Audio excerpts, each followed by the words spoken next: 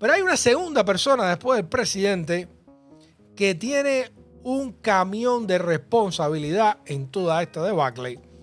Y mientras más se visibilice la debacle, probablemente más comiencen a señalarlo con el dedo. Y esa persona que tiene la principal responsabilidad aquí, o que ya empiezan a llamarlo por su nombre, no es otro que Marco Rubio.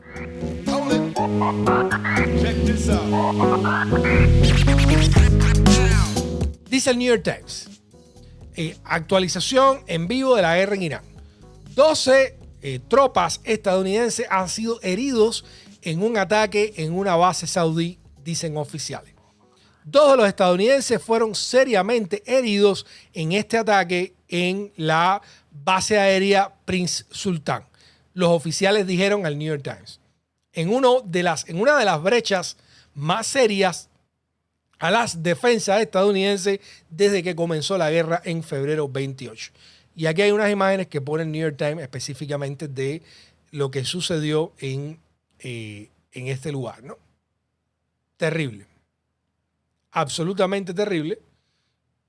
Ya hemos recibido, lamentablemente ya hemos recibido cadáveres, ¿no?, de tropas estadounidenses que han perdido su vida en estos ataques de Irán, que Donald Trump inició porque fue su elección. No había ninguna amenaza inminente, no han presentado evidencia de que hubiera una amenaza inminente. Lo mejor que pudo decir Trump es que él sentía en los huesos, porque los huesos de eso es muy sabio, de que Irán iba a atacar a los Estados Unidos. Un país que sabe que no puede ganar militarmente con los Estados Unidos, pero nos iba a atacar, ¿no? Entonces, esto es lo que está reportando el New York Times. Es absolutamente terrible. Esto les voy a mostrar. Esto fue uno de los ataques. Este video es de Al Jazeera, de uno de los ataques a una base estadounidense justo al principio de la guerra en Irán. Así se ve, ¿no? Horrible, ¿no? O sea, esta historia de que los estadounidenses no están recibiendo fuego no es cierta de Trump. Los estadounidenses están recibiendo fuego, están dejado cientos de heridos y han dejado, por lo menos ya hemos visto, más de 10 personas fallecidas. Y ahora el New York Times está reportando que hay nuevos heridos, y al menos 2 graves, en esta base que ha sido atacada. También el New York Times estaba reportando esta semana, este reporte está fechado, creo que es el 25 de marzo, que ataques de Irán obligan a Estados Unidos y a las tropas de Estados Unidos a trabajar de forma remota. Han dañado tanto los ataques de los iraníes, que ya estaban neutralizados, que no tenían poder, que habíamos eliminado toda la capacidad misilística. Han dañado tanto las instalaciones y las bases estadounidenses en el Medio Oriente, los ataques iraníes, que los soldados estadounidenses han tenido que irse a trabajar a los hoteles. Les voy a mostrar. Dice el subtítulo del reporte del New York Times. Irán ha dañado gravemente varias bases militares estadounidenses en Oriente Medio, según afirman las autoridades. Dice, los ataques a Estados Unidos e Israel han obligado a muchas tropas estadounidenses a trasladarse a hoteles y espacios de oficina en toda la región, según personal militar y funcionarios estadounidenses. O sea, están conduciendo la guerra por un WeWork, ¿no? En oficinas, en hoteles. Dice, librando la guerra mientras trabaja de forma remota, con la excepción de los pilotos de combate y los tripulantes que operan y mantienen aviones de guerra y realizan ataques, es la manera en que ahora están conduciendo los estadounidenses la guerra. Dice, el cuerpo de la Guardia Revolucionaria Islámica de Irán ha instado a la gente a informar sobre estos nuevos lugares mientras busca a las tropas dispersas. O sea, que además de que están ahora en hoteles y en lugares que aparecen son instalaciones civiles, tienen a todo el cuerpo de espías, de agentes, de seguidores, de fanáticos, de lo que sea, de mercenarios que responden a la Guardia Revolucionaria Islámica buscándolo para, obviamente, atacarlo y darles de baja ahí donde quiera que estén. Dice, la reubicación de tropas en sitios improvisados, que un funcionario llamó alternativos, plantea preguntas sobre los preparativos de la administración Trump para la guerra. Señores, les han desbaratado las bases en el Medio Oriente. Tienen a los militares siendo heridos todavía en bases que no deberían haber sido alcanzadas. Tienen al personal trabajando en hoteles y oficinas civiles. ¿De verdad que algo se preparó. ¿De verdad que hubo algún mínimo de preparación, de planificación o de aceptación de cuáles eran las capacidades reales de los iraníes para meterse en este problema? Y aquí viene lo que han empezado a decir los medios estadounidenses recientemente. ¿De quién es la responsabilidad de esto? Obviamente, en primer lugar, usted dirá del presidente que tomó la decisión de meterse en Irán. Pero hay una segunda persona después del presidente que tiene un camión de responsabilidad en toda esta debacle. Y mientras más se visibilice la debacle, probablemente más comiencen a señalarlo con el dedo. Y esa persona que tiene la principal responsabilidad aquí, o que ya empiezan a llamarlo por su nombre, no es otro que Marco Rubio. ¿Y por qué Marco Rubio? Porque Marco Rubio, que tiene todos los roles y todos los cargos prácticamente del gobierno, obviamente es una exageración mía, pero que tiene el cargo de secretario de Estado y también es de asesor de seguridad nacional. Como asesor de seguridad nacional, es el tipo que debió haber coordinado la interacción y la compartimentalización interagencia. O sea que cuando usted va a tomar esta decisión, el secretario de Seguridad Nacional tenía que haber visto, por ejemplo, con las personas de energía, qué iba a pasar con el petróleo, si se cerraba el estrecho de Hormuz. Tenía que haber visto qué iba a pasar si las bases estadounidenses, como ahora está siendo reportado, quedaban básicamente inutilizables, inhabitables, como lo describe el propio reporte del New York Times. ¿Qué vamos a hacer? Sin embargo, toda esta operación militar o esta guerra desatada contra Irán fue iniciada sin ninguno de estos preparativos, sin ninguna de estas previsiones. Fue iniciada a lo Trump, que él piensa que nada le va a salir mal porque él es el enviado de la divinidad aquí en esta tierra para gozar, acabar, estafar y que nada malo le ocurra. Pero independientemente de eso, el otro adulto en la habitación debió ser Marco Rubio. Y yo me sospecho que según esto se siga llenando de fango, según esto se siga llenando de, hay que decirlo, y por favor que los niños se tapen los oídos, de mierda, pues quien va a pagar el desastre va a ser Marquito Rubio. Me temo porque ya los medios estadounidenses, yo vi un reportaje el otro día en el New York Times, también de Economist, o sea, ya los medios estadounidenses empiezan a decir, oye, pero ¿quién tenía que haber previsto que se iba a armar el despelote y que iba a tener las consecuencias que eventualmente está trayendo para la capacidad operacional de los Estados Unidos en la región y para la economía mundial y de los Estados Unidos? Al final todo va a caer en una única persona que era quien debía haber propuesto, ofrecido este menú, obviamente, o tenía que haber mínimamente coordinado cuáles iban a ser los planes de contingencia para cuando el peor de los escenarios ocurriera, como de hecho está ocurriendo. Y esa persona es Marco Rubio.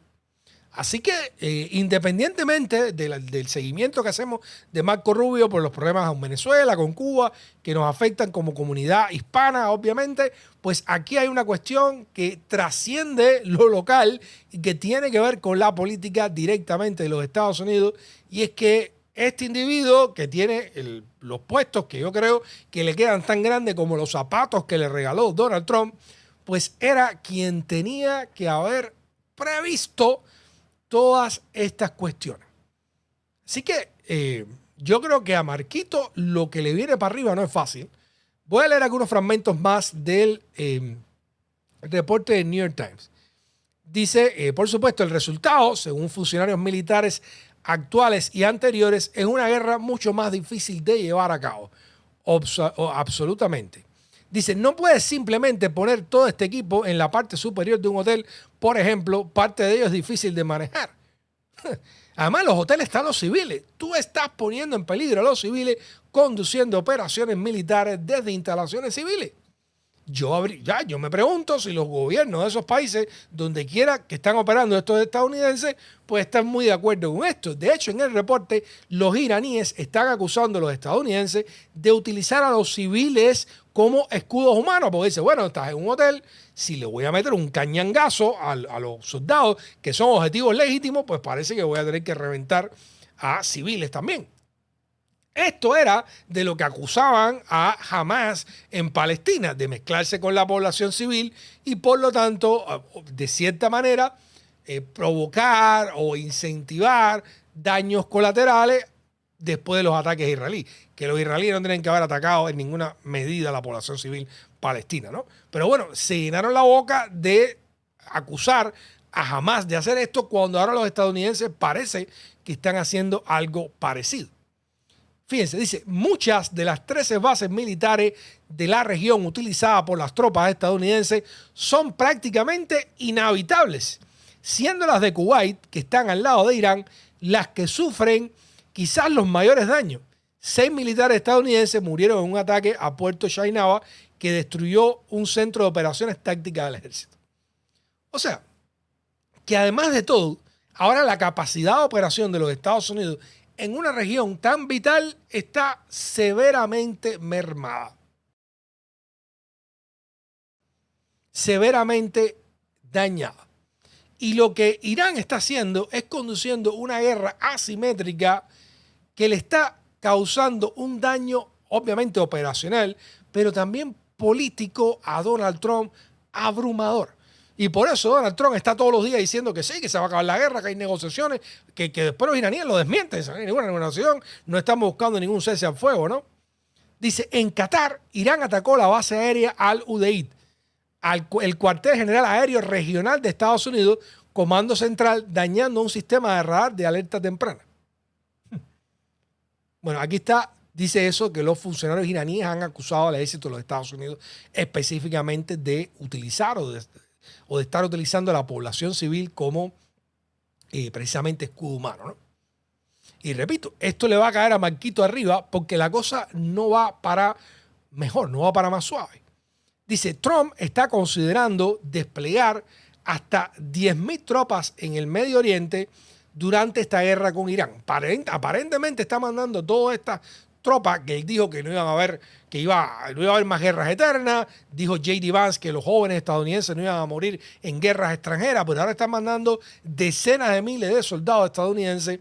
Y se ha dicho de que probablemente lo que quieren es ocupar esta isla de Karg, que es donde está la mayor parte de la infraestructura petrolera de Irán, para tratar de ponerle presión a Irán y mantener el suministro de petróleo a los mercados internacionales, mientras a la vez le cortan quizás los ingresos a los iraníes. Pero lo que yo he estado viendo de varios especialistas es que presidentes anteriores han desechado esta opción porque la manera en que está esta isla pondría a las tropas estadounidenses que parecerían lamentablemente pues objetivos regalados ahí al aire para que lo que es aproximadamente 1 millón de efectivos que tiene el ejército iraní y que no ha utilizado porque hasta ahora la guerra ha sido mayormente en el aire, pues pudiera enfrentar a estas decenas de miles de estadounidenses. Una situación absolutamente terrible. Pero parece que Donald Trump se va quedando sin opciones. Ya no es el cambio de régimen. Ahora lo último que está diciendo Donald Trump es que la manera en que va a medir, parece, la victoria en Irán es que reabran el estrecho de Hormuz. Pero es que antes de que empezaran los ataques el 28 de febrero, el estrecho de Hormuz estaba abierto. Entonces, ¿cuál es el logro? O sea, ¿qué consiguió Donald Trump?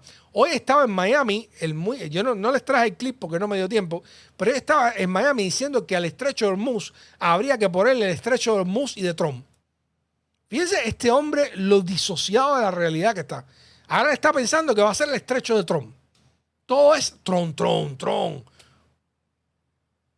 Y parece que eso es lo mejor que puede ofrecerle a los estadounidenses últimamente, ¿no? O sea, lo que vamos a ganar en Irán es dejar las cosas exactamente como estaban, pero ahora peor. Porque los iraníes están más molestos, porque el nuevo líder de Irán es más radical y con más deseos de venganza, porque además te has tenido que ir con el rabo entre las patas, porque los iraníes, utilizando guerra asimétrica, te han mostrado cómo te pueden causar un inmenso dolor político, si bien obviamente te pueden causar algo de dolor militar, y hemos visto esto de las bases, pero políticamente le están haciendo más daño a Trump que otra cosa. Y además vas a tener que jugar, vas a tener que exponer y perder vidas de estadounidenses para algo que en definitiva no tenías ninguna necesidad de lograr, porque ya ese estrecho estaba abierto antes del 28 de febrero que inició toda esta pelea. Y dentro de todo este despelote de la guerra en Irán, pues Reuters estaba anunciando de que la aprobación de Donald Trump alcanzaba un mínimo del 36%, mientras por supuesto aumentan los precios del combustible, la guerra con Irán y todo lo demás. Y fíjense, solamente el 35% aprueba los ataques estadounidenses contra Irán frente al 37% que hacía un tiempo. O sea que ha perdido incluso apoyo desde que comenzó la guerra en Irán, y probablemente no son la gente de su base, ¿no? Solamente una tercera parte de los estadounidenses aprueban lo que está haciendo con Irán. Y cada vez sigue escalando y se sigue metiendo en más problemas con todo esto que la ha desatado. Obviamente es devastador.